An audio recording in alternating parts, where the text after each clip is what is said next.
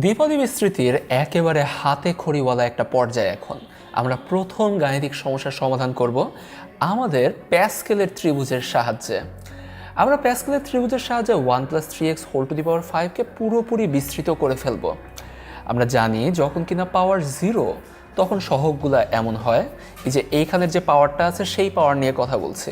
পাওয়ার যখন 1 তখন এই সহগগুলা, পাওয়ার যখন 2 এই সহগগুলা, পাওয়ার যখন 3 এই সহগ, 4 এই সহগ এবং 5 এই সহগগুলা।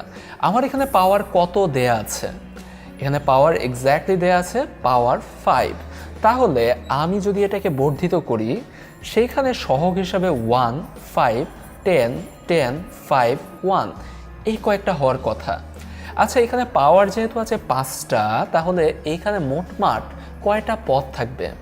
স্বাভাবিকভাবেই আমরা জানি এখানে মোটমাট যে পদের সংখ্যা হবে সেটা হলো গিয়ে 6টা। এখানে দেখো ঠিক 6টা আমরা সহগ পেয়ে গেছি।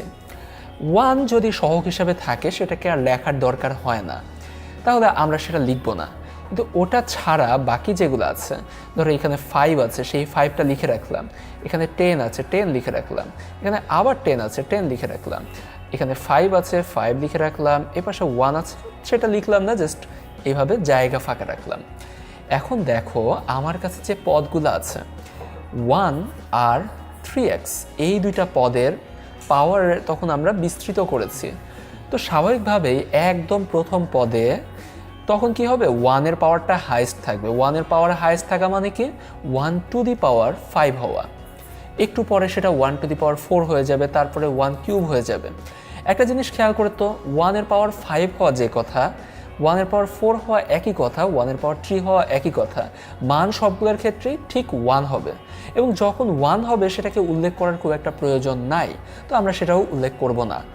আমরা দেখব পরের যে পাওয়ারটা আছে অর্থাৎ 3x, সেটার দিকে খেয়াল করব। 3x এর পাওয়ারটা প্রথমে 0 থাকবে, তাই না? তারপরে 3x এর পাওয়ারগুলো আস্তে আস্তে বাড়তে থাকবে। যখন 3x এর পাওয়ারটা 0, তখন 3x⁴ যে কোনো সংখ্যার পাওয়ার 0 হলে তার মানটা 1 হয়। তো আমরা এই ক্ষেত্রে 1 বসিয়ে দিব। দেখো এখানে প্রথমে বলেছিলাম সহগ 1 এর সাথে আবার 1 এর পাওয়ার 5, আবার 1, আবার এই যে 3x⁴ আবার 1, এই 3টা 1 গুণ করে সেই 1ই পাওয়া যায়। আমরা সেই 1টা বসিয়ে দিলাম। একটু পরে 5, এখানে 1 এর পাওয়ারটা 5 আর থাকবে না, 1 কমে যাবে, 4 হয়ে যাবে। কিন্তু মান তো সেই একই থাকছে, 1ই থাকছে, উল্লেখের প্রয়োজন নেই। কিন্তু 3x যেটা আছে সেটার পাওয়ার এখন আর 0 থাকবে না, এখন হয়ে যাবে 1। আরও পরে 3x এর পাওয়ার আরও 1 বেড়ে যাবে, বেড়ে গিয়ে এখন 2। 3x এর পাওয়ার আরও 1 বেড়ে গিয়ে এখন হলো 3। 3x এর পাওয়ার আরও 1 বেড়ে গিয়ে হলো 4। আর লাস্টে 3x এর পাওয়ার আরও বেড়ে গিয়ে হয়ে গেল 5। আমরা এভাবেই পেলাম যে 3x এর পাওয়ারটা এত পেয়েছি। এখন কথা হলো গিয়ে আমার পুরোটা বিস্তৃত হয়ে গেছে কি না। আসলে এটুকুই বিস্তৃত হয়ে গেছে, তুমি এখন শুধু এটাকে পূর্ণ করে লেখা শুরু করবা। যেমন দেখো এখানে 1 আছে, 1 বসিয়ে দিলা, equal to 1 plus 5 into 3x।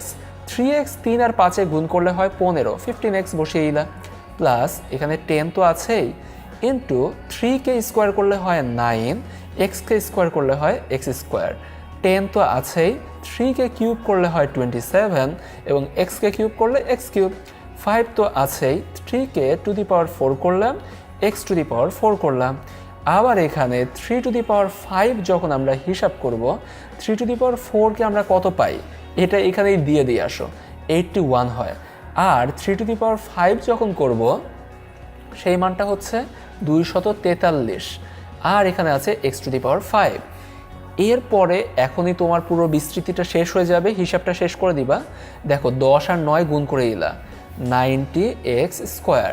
10 আর 27 গুণ করলে 27, এরপরে একটা 0 হবে যেহেতু 10 দিয়ে গুণ আছে, এখানে এক্স কিউব, প্লাস 5 ইন্টু 81। আমরা জানি এটা 405 হয়, 405 এক্স টু দি পাওয়ার 4, এবং এখানে 243x টু দি পাওয়ার 5, এখানে 243x টু দি পাওয়ার 5 বসিয়ে দিলাম। দেখো এটা যা পাওয়া গেল সেটাই হলো গিয়া আমার পুরো প্যাসকেলের ত্রিভুজের সাহায্যে বিস্তৃতকরণ। এভাবেই আমাদের স্টেপগুলো আমি একটু বলে দেই, তুমি বের করবা, দেখবা এখানে পাওয়ার কত আছে। সেই পাওয়ার অনুযায়ী তুমি সহগগুলা বসাবা। সহগ যদি 1 থাকে সেটা বসানোর দরকার নেই, জায়গাটা ফাঁকা রাখলেই চলবে। পরে দেখবা যে এখানে প্রথম পদ আর দ্বিতীয় পদ কোনটা কি কি আছে। তোমাদের বইয়ের প্রথম অংশগুলোতে বেশিরভাগ ক্ষেত্রে 1 + 3x 1 + y এই টাইপের হিসাবগুলো দেওয়া হয়েছে, যাতে হিসাবটা অনেক সহজ হয়। কারণ 1-এর পাওয়ার 5 করলে যে কথা, পাওয়ার 4 করলেও সেই একই কথা। ফলে তোমার 1 নিয়ে চিন্তা করা লাগবে না, চিন্তা করা লাগবে তখন 3x নিয়ে।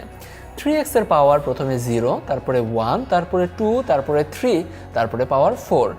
একটা জিনিস খেয়াল রাখবা, কখনোই তুমি 3x এর পাওয়ার যখন হিসাব করছো, তুমি 3 আর x এটা আলাদা করে ফেলবা না। যখন তুমি করে ফেলবা এটা, তখন কি হবে, 3x⁴ আর 3x⁴ দুইটা কিন্তু এক কথা না। 3x⁴ মানে 81x⁴, আর 3x⁴ এর চাইতে সেটা অনেক গুণ বেশি। সো আমরা এভাবে বুঝতে পারছি যে প্যাসকেলের ত্রিভুজের সাহায্যে আমরা সহজেই যে কোনো দ্বিপদীকে বিস্তৃত করে তুলতে পারি।